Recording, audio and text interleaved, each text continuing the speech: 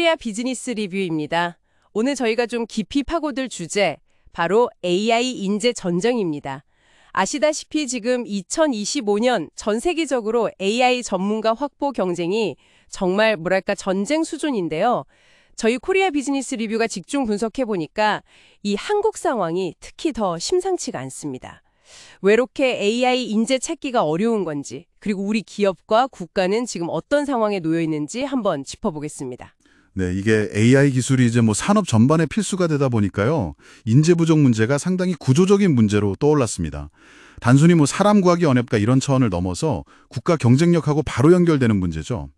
오늘 저희 분석을 통해서 현황이랑 과제, 이걸 좀 명확히 이해하는 데 집중해 보면 좋겠습니다. 네, 그럼 먼저 상황이 실제 얼마나 심각한지부터 좀 볼까요?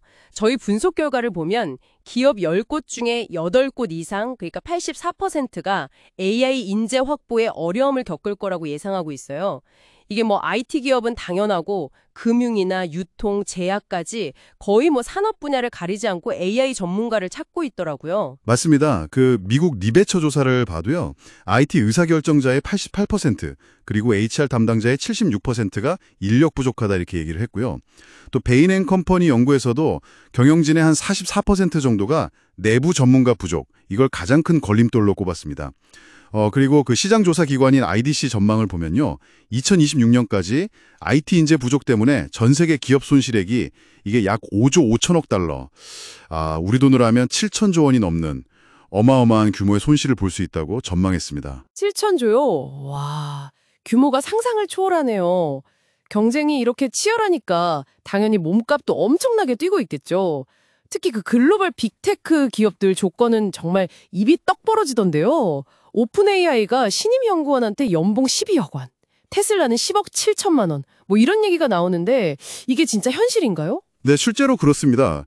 심지어 오픈 AI 같은 경우는 핵심 인력한테는 한 38억 원, 그 정도 가치의 스톡 옵션을 주기도 하고요.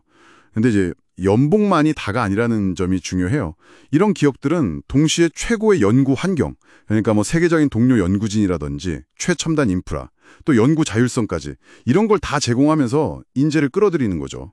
그래서 글로벌 AI 엔지니어 초임이 보통 1억 2천만 원 이상으로 형성되는데 국내 상황하고는 좀 격차가 크죠. 그럼 국내 연봉 수준은 지금 어느 정도인가요? 로버트 월터스 조사 기준으로 보면요. 한국의 머신러닝이나 AI 과학자 연봉이 한 6천만 원에서 최대 2억 4천만 원, 그 정도 선입니다. 2024년 기준으로 보면 AI 개발자 평균 연봉이 한 1억 2천만 원 정도로 집계되기도 하는데 다른 통계를 보면 평균 7천만 원대다 이런 자료도 있고요. 중요한 건 글로벌 최고 수준하고는 분명히 차이가 있다는 거죠. 심지어 아시아 내에서도 중국이나 일본하고 비교해도 국내 최고 연봉 수준이 좀 낮은 편이에요. 상황이 이렇다 보니까 인재 유출 문제가 심각할 수밖에 없겠네요. 저희 분석에서도 나왔지만 한국이 인도, 이스라엘 다음으로 AI 인재 유출 3위 국가다. 이건 정말 좀 충격적인데요. 결국 연봉 문제뿐만 아니라 다른 여러 매력적인 요소에서도 밀리고 있다는 뜻이겠군요. 네, 맞습니다.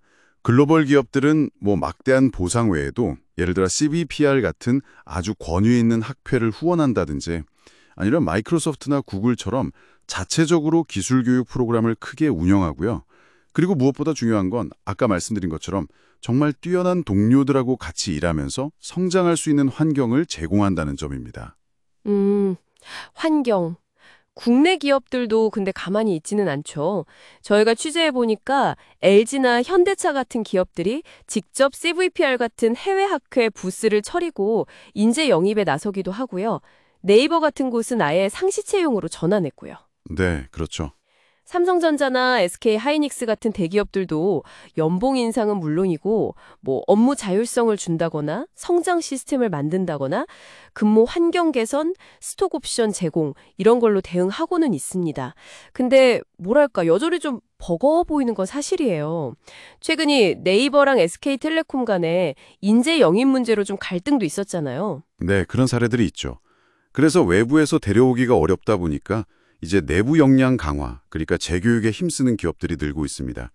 실제로 기업의 한 50~60% 정도가 사내 직원 재교육을 계획 중이라고 하고요. 멘토링을 하거나 외부 전문 업체를 활용하기도 하고요. 요즘 패스트 캠퍼스 같은 교육 업체들 AI 강의 매출이 엄청나게 늘어나는 것도 다 이런 수요를 반영하는 현상이라고 볼 수 있겠죠. 하긴 그 수요가 엄청나겠네요.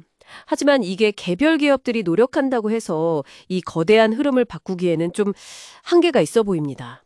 결국 정부 차원의 역할이 중요할 것 같은데요. 그러니까 우수한 연구 인력들이 병역을 대체 복무하는 그런 제도를 확대한다거나 하는 지원책도 물론 있습니다. 근데 현장에서는 이것만으로는 좀 부족하다 이런 목소리가 높아요. 핵심은 단순히 인력수를 늘리는 걸 넘어서 정말 우수한 인재들이 한국에 남고 싶다, 여기서 연구하고 싶다 이런 생각이 들게 하는 연구 환경을 만드는 겁니다. 그러니까 뛰어난 동료 연구자 커뮤니티, 최첨단 연구 인프라, 그리고 무엇보다 자율적인 연구 문화 이런 조성이 정말 시급해요. 그 IDC가 AI가 2030년까지 세계 경제에 미치는 파급 효과를 예측했잖아요. 네. 그게 약 19조 9천억 달러. 우리 돈으로 하면 2경 7천조 원. 이경. 네, 이 정도 규모라고 보는데 이걸 생각하면 이건 명백히 국가적인 과제라고 봐야 합니다. 결국 AI 시대의 성패는 인재에 달렸고 그 인재를 잡으려면 단순히 연봉을 많이 주는 걸 넘어서서 인재들이 매력을 느낄 만한 종합적인 환경을 만들어야 한다. 이게 저희 코리아 비즈니스 리뷰 분석의 핵심 결론이군요. 네, 바로 그거죠. 글로벌 빅테크하고의 격차를 줄이고 또 국내 AI 생태계를 좀 건강하게 키우려면 기업과 정부의 더 전략적이고 긴밀한 협력이 정말 필요합니다.